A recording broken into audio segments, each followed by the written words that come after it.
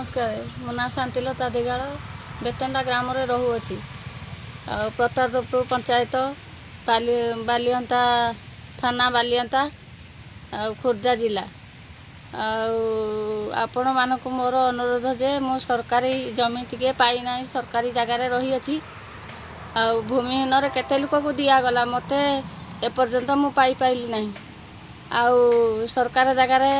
नाल नई मझिरे रही अछि झीटी भी पाठ पढ़ा बहुत असुविधा 2 मास है मोर देह खराब है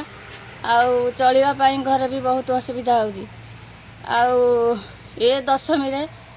दशहरा केते खुशी बासी पिला माने रहउछनी मो पिला बहुत दुख